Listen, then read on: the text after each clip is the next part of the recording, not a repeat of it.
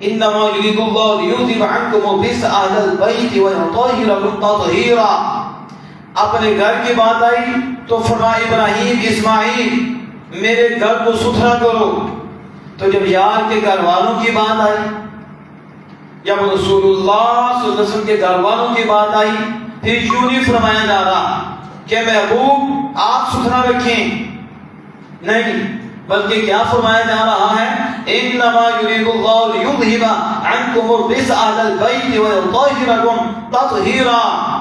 اے نبی کے گھر والوں، اے نبی کے گھر والوں، آپ سمجھ رہے ہو کہ نہیں؟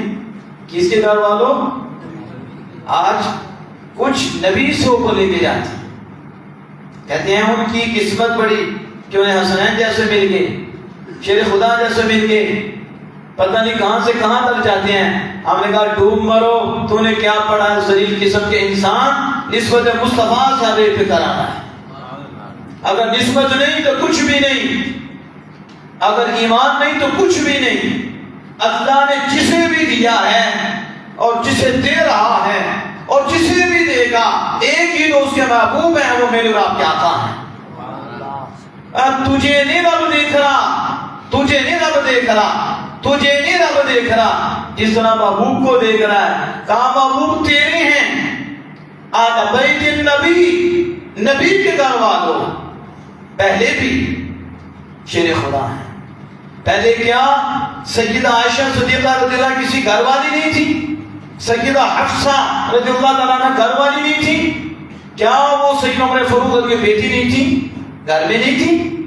وہ فاروق اعظم رضی اللہ کے گھر میں تھی، وہ سیدنا صدیق اکبر رضی اللہ کے گھر میں تھی، دیگر ازواج مطہرات۔ لیکن جب انہیں رسول اللہ صلی اللہ علیہ وسلم کے ساتھ نسبت حاصل ہو گئی اور وہ حضور کی زوجیت میں آ گئی، تو اللہ پاک فرماتا ہے اب یعنی اب صرف صدیق اکبر کی بیٹی نہیں ہے، بڑی شان والی ہیں، اب صرف سیدنا فاروق اعظم کی بیٹی نہیں، بڑی شان والی ہیں۔ لیکن اس سے بڑی کیا شان ہے کہ جسے زوجیت مصطفیٰ نصیب ہو گئی ہے اور وہ حضور کی گھر والی ہو گئی ہیں، حضور کی ازواج ہو گئی ہیں، زوجہ ہو گئی ہیں۔ تو ہمارا اہل بیت النبی، گھر والے تو بڑے ہیں، لیکن محبوب تیرے گھر والوں کی بات کر رہا ہوں کہ جو تیرے گھر والے ہیں، اللہ نے ارادہ فرما لیا ہے کہ اللہ انہیں ہر نفاقی سے پاک رکھے اور انہیں ستھرا رکھے۔ بیت اللہ کے لیے اپنے نبیوں کو حکم دیتا ہے کہ بیت اللہ کو صاف کرو، بیت اللہ کو پاکیزہ کرو، اور جب یار کے گھر والوں کی بات آتی ہے پھر یار پہ بھی نہیں چھوڑتا اور شان واضح کرتا ہے، اس لیے کہ وہ میرے محبوب ہیں اور سارے انہی کے صدقے محبوب ہیں۔ اے محبوب تیرے گھر والے ہیں، اس لیے اللہ خود ہی ارادہ فرماتا ہے، وہ سیدھا اس پر بناتا ہی نہیں، اللہ خود ہی فرماتا ہے اے نبی ہم نے تیرے گھر والوں کے لیے ارادہ فرما دیا ہے کہ ہاتھ نپاکی سے دور رکھیں۔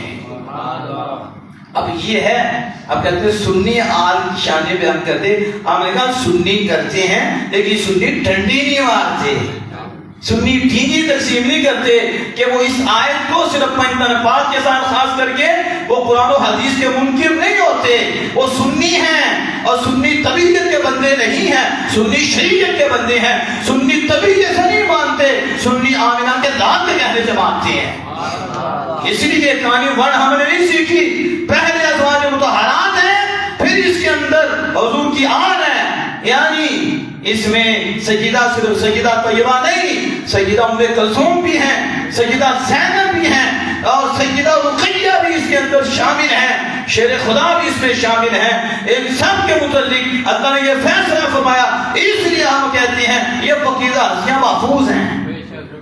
یہ کیا ہیں؟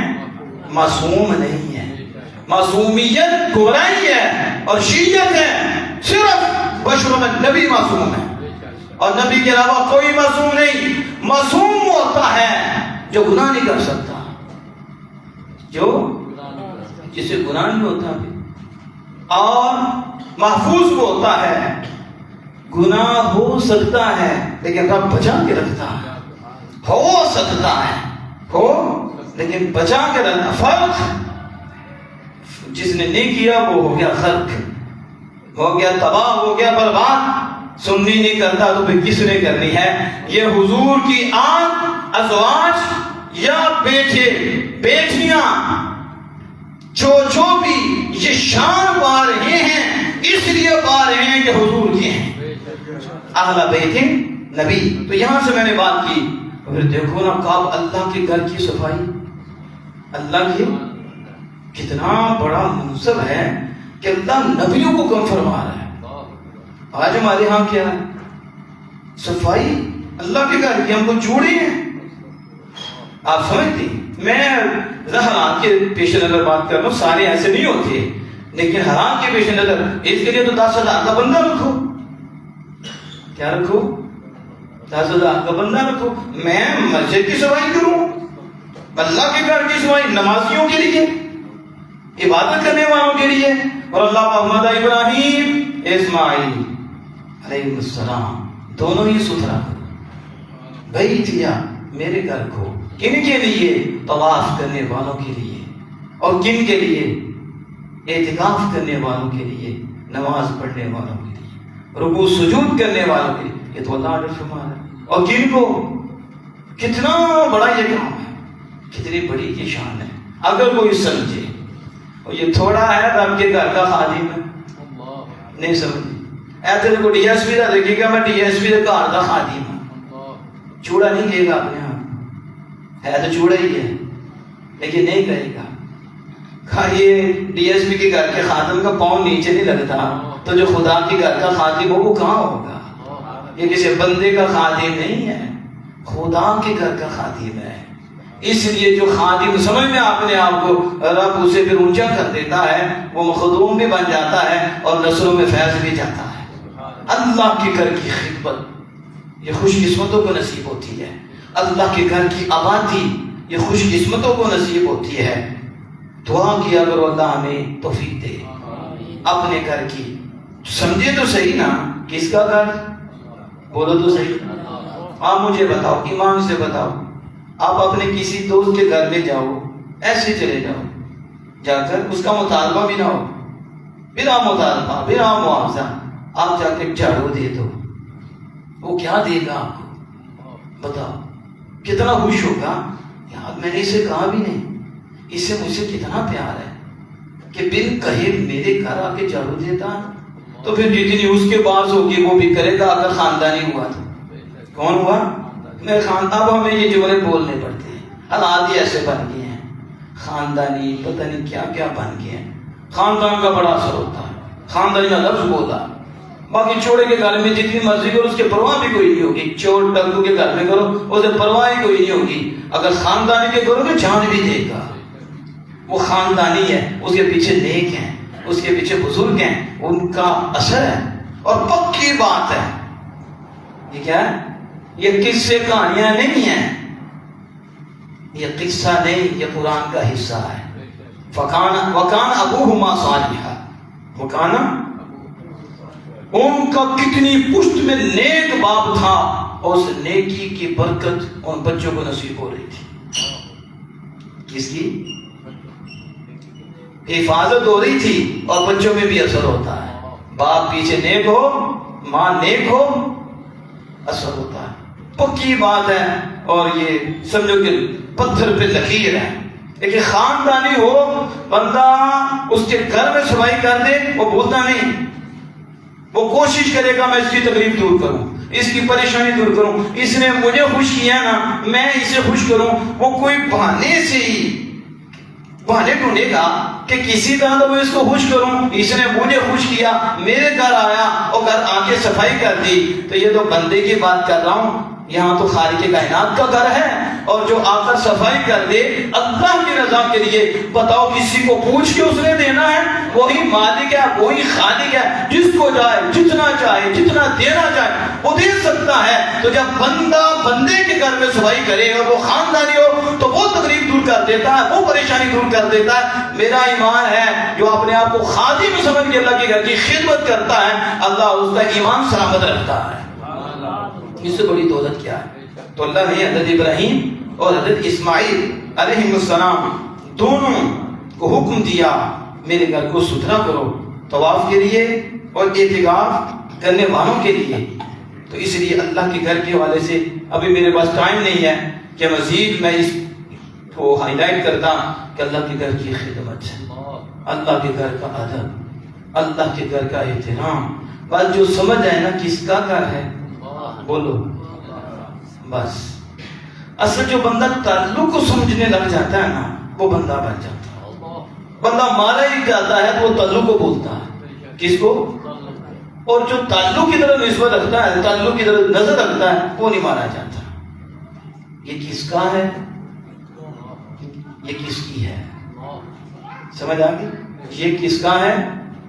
یہ کس کی ہے؟ بس تعلق. اور تعلق سے بندہ پڑھ نہیں سکتا. الگ بات ہے کچھ مانتے نہیں لیکن نکل وہ بھی نہیں سکتے، تو کچھ وہ ہیں جو مانتے بھی ہیں.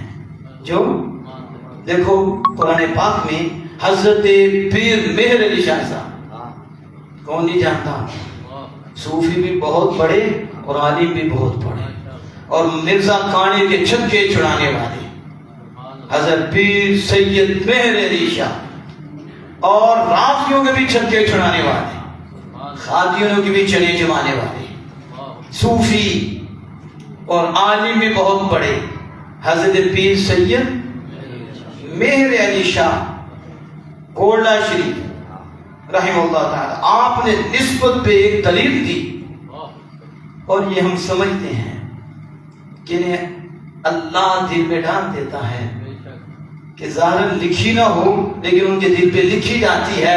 پھر رب چاہے تو وہ ہائی لائٹ بھی کر دیتے ہیں، اسے واضح بھی کر دیتے ہیں. آپ نے نسبت پہ دلیل دیتے ہوئے نسبت پہ اس آیت کریمہ کو کوٹ کیا. وہ کون سی آیت کریمہ ہے؟ قل ان کان للرحمن ولد فانا اول العابدین.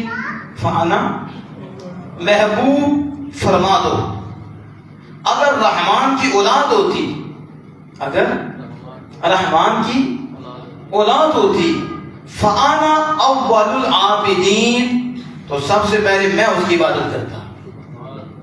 سب سے پہلے ذرا میں یہ جو بات بتانے لگا ہوں یہ کس نے دلیل دی ہے؟ گولڈے کے تاج پیر مہر علی شاہ صاحب، اور قرآن سے دی ہے. آج میں تانا دیا جاتا ہے اہل سنت کو، اور ایک نہیں ہے تانا دینے والا، بڑے ہیں.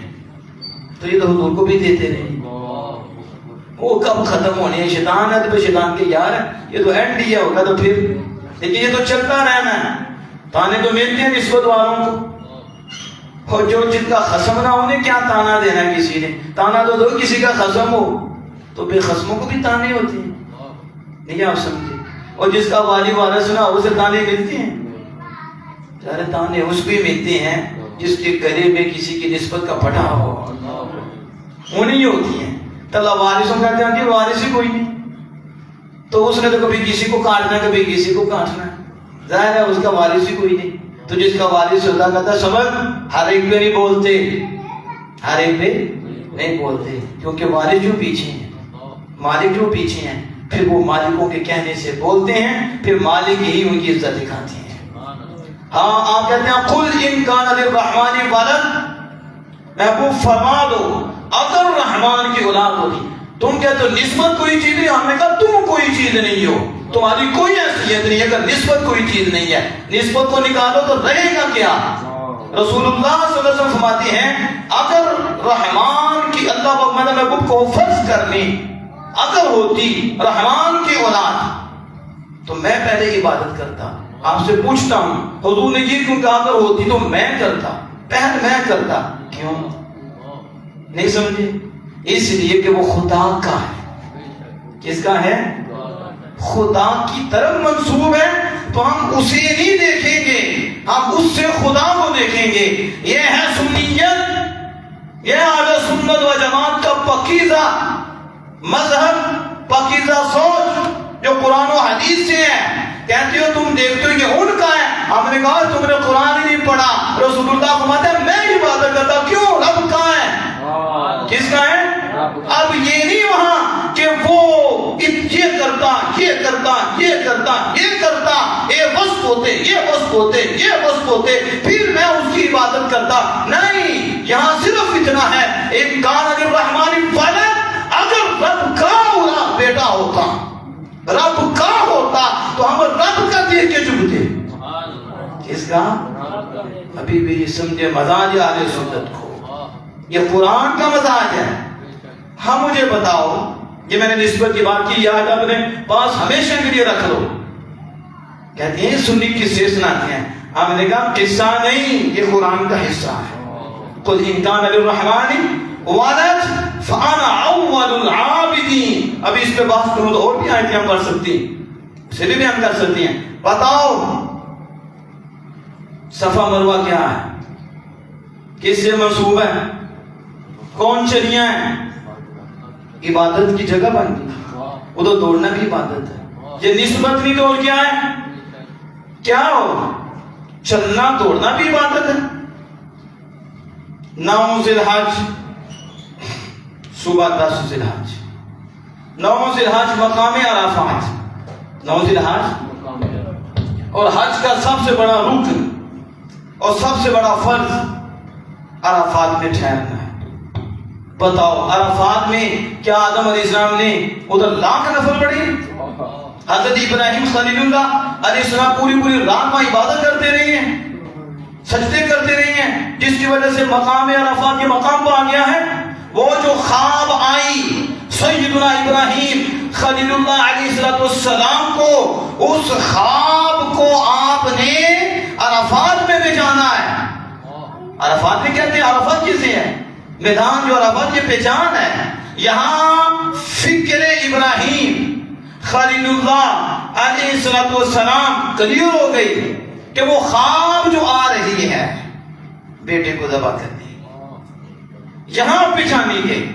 مقام عرفات میں پہچان ہوئی تو مقام عرفات کو فکر ابراہیم سے نسبت ہو گئی. ذرا بولو تو صحیح, کس سے ہوئی؟ فکر ابراہیم. قدم ابراہیم تو آگے بتا چکا ہوں, اتنا اعلیٰ ہے کہ مقام ابراہیم بنا ہے, بلکہ وہ حرم کلو, سارے کا سارا حرم مقام ابراہیم ہے. ایک پتھر میں کھڑے ہوئے لیکن سارا حرم کیا ہے؟ مقام ابراہیم ہے. اب تم دور ہو کے بھی سجدہ کر لو, نماز پڑھ لو, تمہاری ادا ہو گئی ہے. کھڑے ایک پتھر میں ہوئے ہیں لیکن وہ حرم کلو, سارے کا سارا حرم مقام ابراہیم ہو گیا. یہ تو قدم ابراہیم کی شان ہے, قدم, باقی تو کیا کہنا ہے, ان کی تو سوچ اتنی اعلیٰ ہے کہ فکر ابراہیم مقام عرفات میں کلیئر ہوئی. اللہ نے اتنا بڑا رکن بنایا ہے کہ طواف زیارہ سے بھی بڑھ کر ہے, اور اگر اس میں آئے نا اس کو حج ہی, بلکہ اس کے اوپر تو بھی جرم پڑتا ہے. اب بتاؤ یہ میدان میں کھڑا ہونا بھی عبادت ہے. عقل کیا کہے گی؟ بس بیٹھ جاؤ, ظہر سے پہلے آ جاؤ, اور اس کی حدود سے باہر نہیں ہونا, اس کے اندر وقوف کرنا ہے, بس ٹھہرنا ہے. کیا کرنا ہے؟ ٹھہرنا بھی عبادت ہے. بولو تو صحیح. آپ آج منزل پہ بیٹھ جائے عبادت ہو جائے گی. ٹھہرنا, کچھ نہ پڑھو, چپ رہو, سو جاؤ, لیکن آ جاؤ اس کی حدود میں, اس کی کو بتاؤ یہ مقام پہ ٹھہرنا اتنا عظیم کیوں ہو گیا کہ حج کا رکن اعظم ہو گیا؟ تو میرا آپ کہیں گے کہ اس لیے اتنا عظیم ہوا کہ اس پہ اللہ کے ایک نبی ابراہیم خلیل اللہ علیہ السلام کو جو خواب آئی, جو ان کی فکر تھی, اس کی پہچان اس مقام پہ ہوئی, تو اللہ پاک نے اس مقام کو بھی انمول و ممتاز بنا دیا ہے. نسبت بڑی شے ہے, نسبت بڑی شے ہے اگر خدا سمجھ دے تو. اور حج میں نسبتیں ہی ہیں, یادیں ہیں. اب آپ دیکھو, جب آپ مزدلفہ میں جاتے ہیں, کیونکہ وقت اتنا نہیں میرے پاس تو میں اختصار کر رہا ہوں, مزدلفہ میں رات گزری. اچھا رات کیسے گزاری؟ بس مزدلفہ میں رات رہنا ہے, آپ نے کیا کرنا ہے؟ مزدلفہ میں کنکریاں اکٹھی کرو, جو صبح اس جمرے کو مارنی ہے. سب سے پہلے بڑے کو آپ نے اسے اگلے دن 3, پھر اگلے دن 3, تینوں کو مارنی ہے, لیکن پہلے دن 7 ہی مارنی ہے.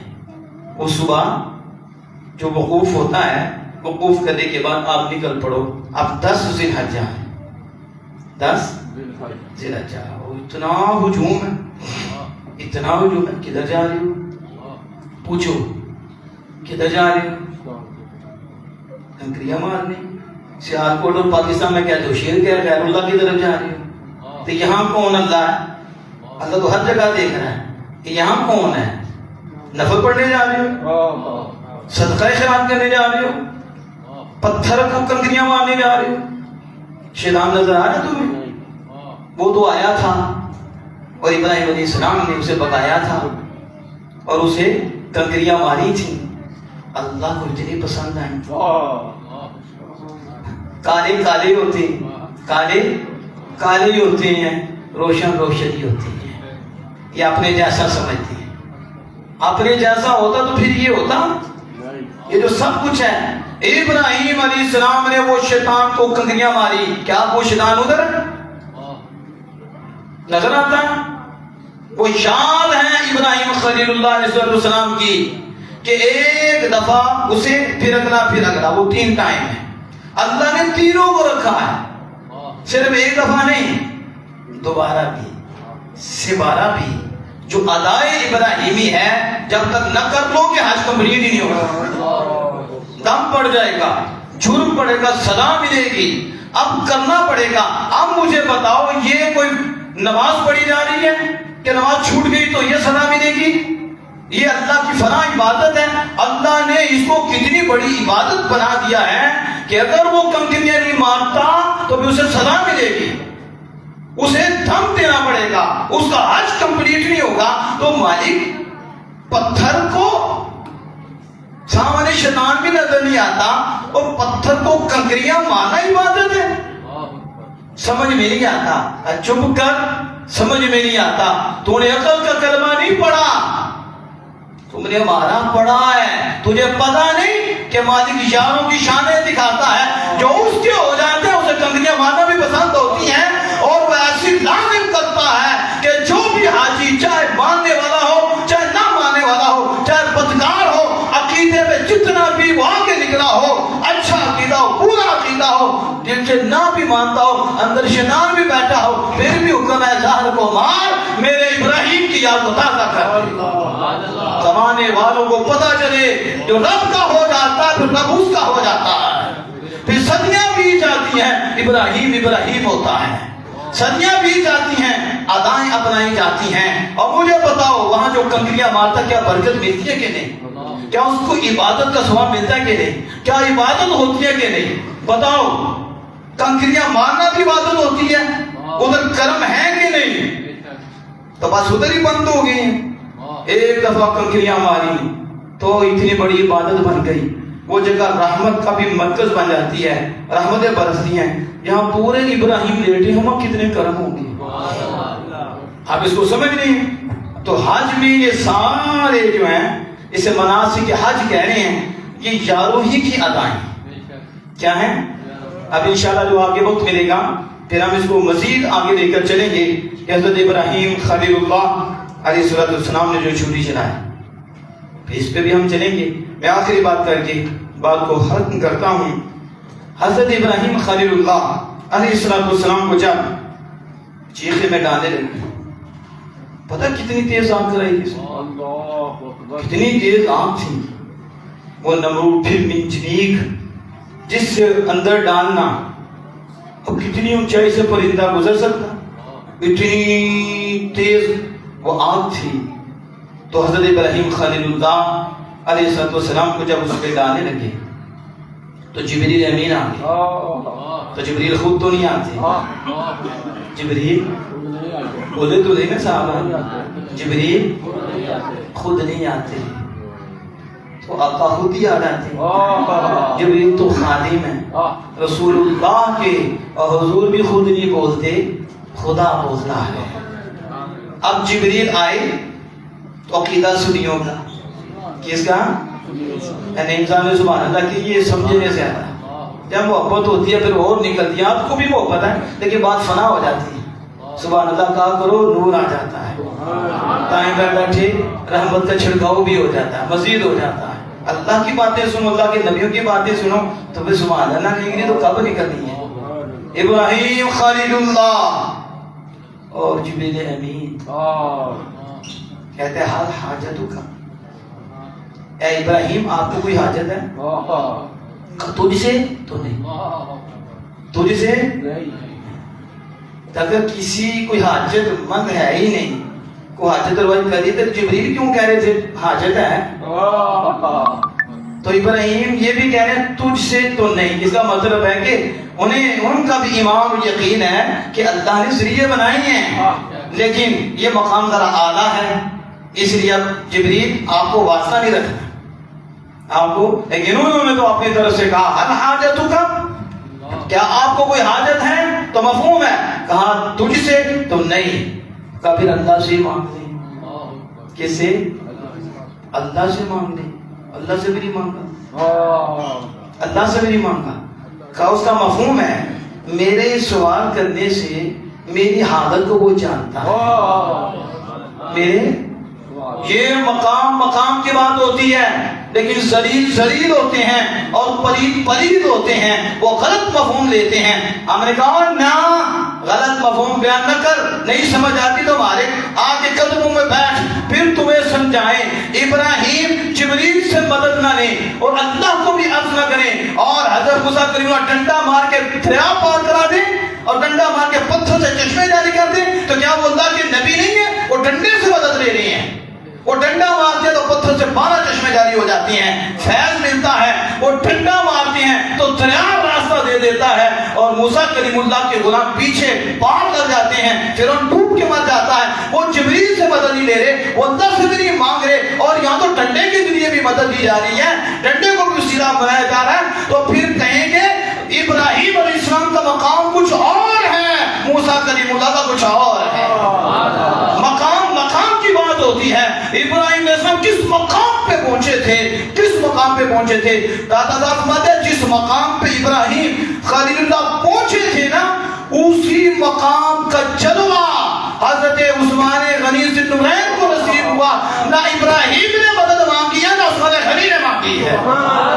کیا تم سمجھو گے کہ ہر ایک پہ یہی فتویٰ لگاؤ سیدھا کہ چپ کر، وہ تو رب سے بھی نہیں مانگتے، وہ تو رب سے بھی نہیں مانگتے، وہ تو اس مقام پہ پہنچے ہوتے ہیں، جو اس مقام پہ پہنچے گا وہ چپ رہے گا، جو نیچے ہوگا وہ بھی سوال کرے گا، وہ حاجت وسیلے بھی رہے گا۔ لیکن خطبوں اور درجوں کی بات ہوتی ہے، ہر بندے کو ایک جگہ پہ رکھنا صدیقیت ہے۔ یہ کیا ہے؟ بے دینی ہے، اسے علم ہی نہیں، اسے پتہ ہی نہیں، نہ باپ نہ ماں نہ بھائی، سارے ایک درجے کے نہیں ہیں، ہر ایک کا درجہ ہے، تو درجہ نہ پہچانے وہ بے دین ہے، وہ زندیق ہے، جو مراتب پہچانے وہ سنی ہے۔ ہر ایک کو اپنے درجے میں رکھو، اس درجے میں سمجھو، کہا میرے حال کو میں جانی نا اچھی خیمے، تو میرا رب تو دیکھ رہا ہے، میرا رب تو جان رہا ہے کہ میرا خلیل کہاں جا رہا ہے، تو بس میرے سوال سے اس کا جاننا ہی کافی ہے، اس کا کیا بات ہے۔ اب اس میں میں بات کر کے ختم کرتا ہوں۔ بعض لوگ یہ اعتراض کرتے ہیں، یا رسول اللہ آپ حضور کو پکارتے ہو، آگے سے کچھ نہیں کہتے؟ میں کہتا ہوں یا چاند صاحب آگے سے کچھ نہیں کہتے؟ تو چاند صاحب کہیں گے مجھ سے مذاق کیا، مجھے بلایا بھی، آگے سے کچھ نہیں کہتے، جواب ہی نہیں دیتے، عجیب بندے ہو۔ ہم نے کہا عجیب تو تم ہو، بات یہ عجیب کر رہے ہو، ظاہر ہے جب شیطان کی جوڑی میں بیٹھے گا شیطان کی بولی بولے گا، تو تجھے تو عقل ہی کوئی نہیں، اس لیے کہ جسے ایمان نہیں وہ بھی عقل ہے، عقل مند تو وہی ہے جو مومن ہے، جسے ایمان ملا ہے۔ تجھے کیا ملا؟ بیوقوف بندہ گڑھے میں گرا ہو، اس میں گڑھے میں گرا ہو اور ساتھی دیکھ رہے ہوں، تو وہ کہے گا اے فلاں میں گڑھے میں گرا ہوں، انہیں نہیں نظر آ رہا کہ گڑھے میں گرا ہے، بس وہ کہے گا فلاں، لوگ کہیں گے یہ حاجت کے لیے بلا رہا ہے، کیونکہ حالت بتا رہی ہے، حالت مصیبت میں ہے، اور ہمارے آقا تو ہر وقت ہر لمحہ ہمارے دل کی کیفیت سے بھی واقف ہیں، ہمارے ذہن سے بھی واقف ہیں، بلکہ ہر درجہ حضور سے ہے، کس گریڈ کا ہے اور کہاں پہنچانا ہے حضور پہنچا رہے ہیں، اس کی سطحیت کو بھی جانتے ہیں، اس کی بلندی کو بھی جانتے ہیں، اس کے مقام کو بھی جانتے ہیں، بس وہ جب پکارتا ہے تو آقا کے سامنے اس کی حالت کیا ہے، اور وہ کرم فرماتی ہے، جو بہتر ہوتا وہ کر جاتے ہیں۔ ابراہیم نے کہا میرے حال کو رب جانتا ہے. آپ نے کہا ہمارے آقا ہمارے حال کو جانتی ہے. بس یا رسول اللہ کا ہے وہ جانتے ہیں کہ امتی کو کیا پریشانی ہے. اس لیے میرے اعلیٰ حضرت امام اہل سنت الشاہ احمد رضا حافظ بریلوی علیہ رحمۃ الرحمن نے خوبصورت انداز میں کہا بندہ مٹ جائے نا آقا پہ وہ بندہ کیا ہے بے خبر ہو جو غلاموں سے. وہ آقا کیا ہے فریاد امتی جو کرے, فریاد امتی جو کرے حال زار میں ممکن نہیں خیر بشر کو خبر نہ ہو. واللہ وہ فریاد کو پہنچیں گے, واللہ وہ سنتے ہیں, وہ فریاد کو پہنچیں گے. کوئی دل سے آہ تو کرے, کوئی دل سے تو پکارے, جھوٹا جھوٹا نہیں, وہ دل سے تو متوجہ ہو.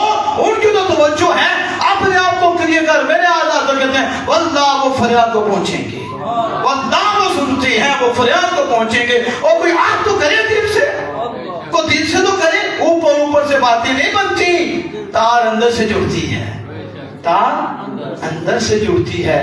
پھر جب جڑتی ہے تو پھر اڑتی ہے, پھر بلندیاں ہو جاتی ہیں. اس لیے اللہ محترم یہ حضرت ابراہیم خلیل اللہ علیہ السلام کی ادائیں, پھر حضرت حاجرہ رضی اللہ عنہ کی ادائیں, یہی ادا ہونی ہیں. اور یہ اللہ کے نیک بندوں کی حج ادا ہو جانا. تو حج ہے کیا؟ اللہ کے بندوں کی یادیں, ان کو ادا کرنے کا نام حج. مناسک حج دیکھیں کہ مناسک حج کیا ہیں. اس لیے اپنے آپ کو مضبوط رکھیں اور دعا کیا کریں اللہ پاک ہمیں بھی بعد اب حاضر نصیب فرمائے. جو چلے گئے ہیں اللہ ان کی حفاظت فرمائے, اللہ ان پہ فضل فرمائے, اور ان کی دعاؤں میں اللہ ہمیں بھی شامل فرمائے. اور آپ سب کو صحت کے ساتھ اللہ پاک یہ سعادت عطا فرمائے. الحمدللہ رب العالمین.